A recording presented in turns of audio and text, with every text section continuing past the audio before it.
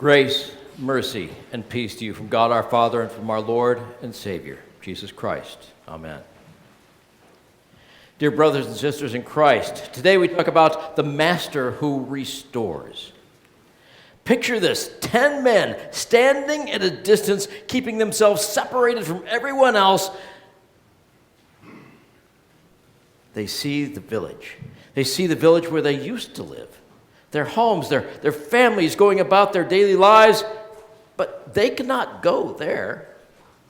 The law is clear. They must remain outside, isolated, staying apart, shouting, "Unclean, unclean!" And if anyone comes near, they are lepers. And leprosy has taken more than their health.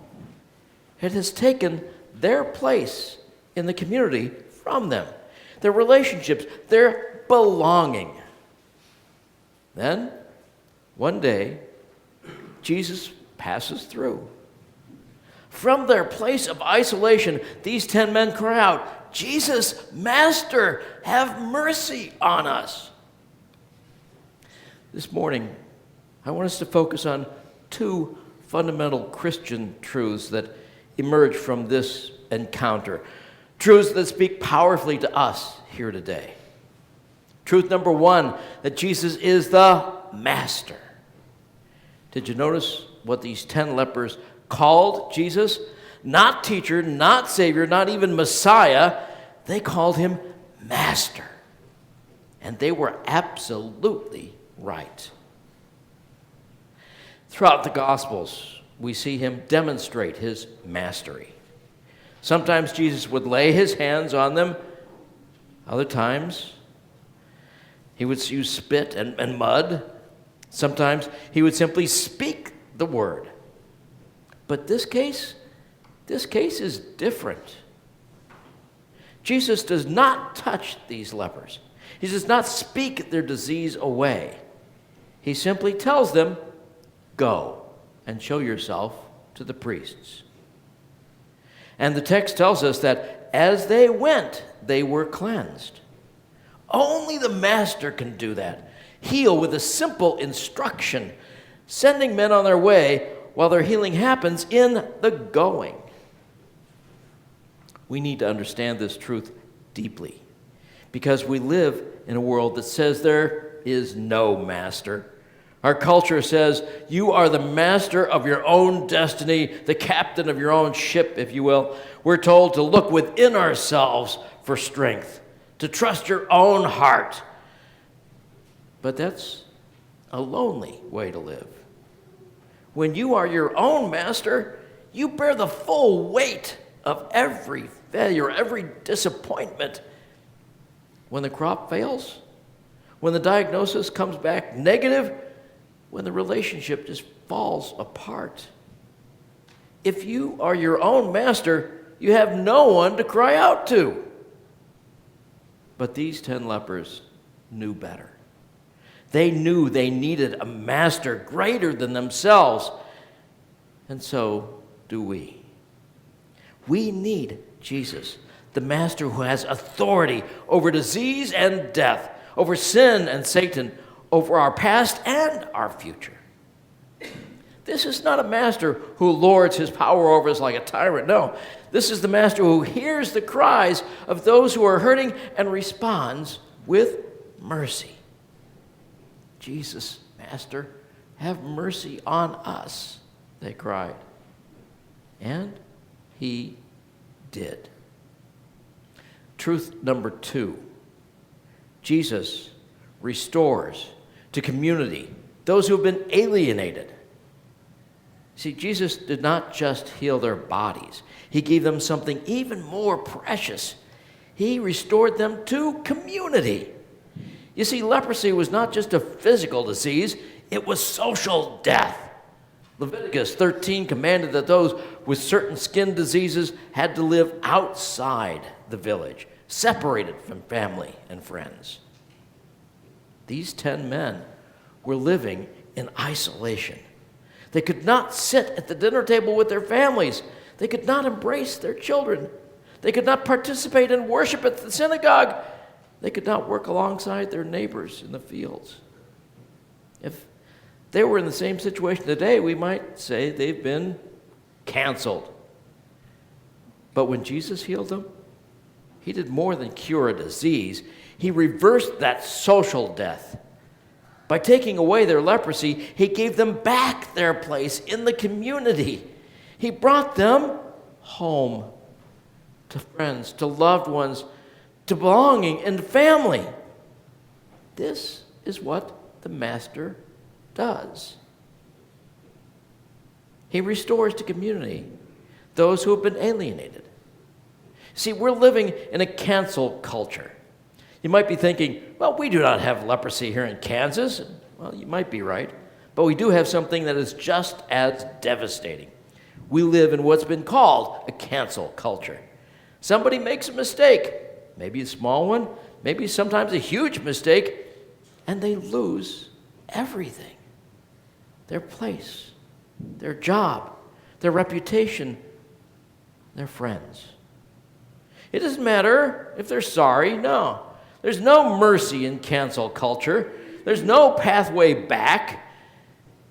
But it's not just the high-profile cancellations. There's also what we might call a soft cancel, when people are simply, brushed aside or neglected or dismissed.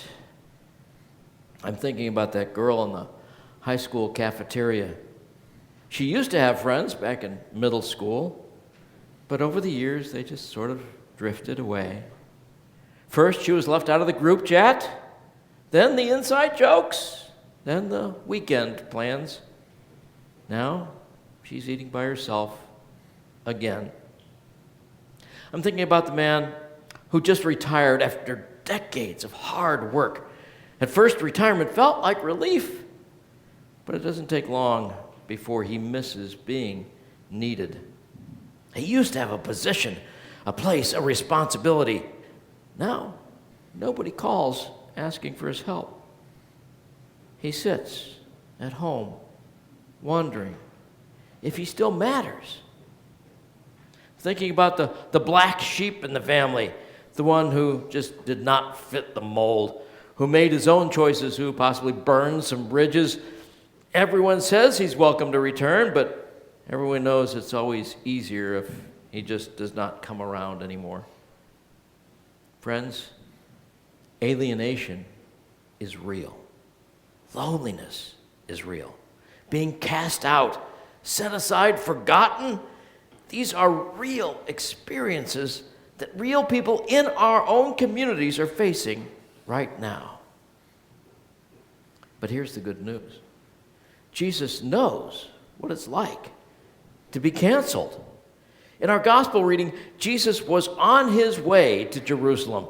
He knows that in just a few weeks, he would enter that city to great fanfare on Palm Sunday. But as the week progressed, there would be a coordinated cancellation. The religious leaders, they rejected him.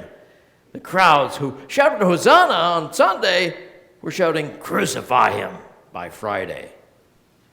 The disciples, they ran away. Even his father in heaven abandoned him as he cries out, my God, why have you forsaken me? Jesus was canceled completely, utterly, finally, or so it seemed. But Jesus was still the master. He ruled and still rules over death and the grave. When he rose from the dead on Easter morning, he showed that he is master over all things, and he's vindicated. So we have a canceled and vindicated master. And because Jesus was canceled and vindicated, he has the power to restore us when we've been canceled. He has walked through alienation and come out the other side. He knows what it's like to be rejected, and he knows the way back home. So what does this mean for us? How do these two truths shape our lives here today? Well, first, if you are feeling alienated, lonely, or canceled, hear this clearly. The Master has not forgotten you. He has not abandoned you. He sees you in your loneliness. He does not leave you on your own. Whatever mistakes you've made, even the big ones, He has forgiven you through His death and resurrection. He has placed you in a community, this community of believers gathered here, which is not perfect, is filled with fellow sinners who have been forgiven by the same merciful Master. You belong here, not because you've earned it, but because the Master says you belong. You are not defined by your past failures or your current struggles. You are defined by Christ's mercy toward you. And second, the mercy Jesus shows us changes us. It transforms us. It turns us away from the cancel culture around us and makes us agents of restoration. Instead of pushing people away when they make mistakes, Jesus leads us to forgive them, as we talked about last week. Really forgive them the way He forgives us. Instead of allowing people to slowly fade from our communities, Jesus leads us to take the first step toward bringing them back home. This is practical Christianity, folks. This is what it looks like to live under the risen and merciful Master. It means reaching out to that high schooler who's eating alone and sitting down next to her. It means calling that retired neighbor, inviting him to coffee, asking for his advice, showing him he's still needed and valued. It means reaching out to that disconnected family member, writing a note, maybe dropping by, inviting him to Thanksgiving dinner with genuine warmth this year. It means welcoming back the member who disappeared from church after going through a divorce or losing a job or struggling with addiction. Welcoming them back, not with judgment, but with the same mercy Christ has shown us. It means refusing to participate in gossip that cancels others, even when everyone else is doing it. This is not easy work. Taking the first step towards someone who's been pushed aside, well, that takes courage. Forgiving someone who's made a big mistake, well, that costs us something. Welcoming back someone who's burned bridges requires us to lay down our pride. But this is exactly what Jesus has done for us. He's laid down His life for us. While we were still sinners, alienated from God by our own rebellion, Christ died for us. He took that first step. He paid the total cost. He built that bridge back home. So, dear brothers and sisters, the good news this morning is that we have a Master, not a distant tyrant, but a merciful Lord who restores those who have been canceled. He restores us to community when we've been alienated. He gives us back our place when we felt we lost it. He brings us home when we've been wandering outside the village. And having been restored, He sends us out to those who are still alienated, still lonely, still standing off at a distance.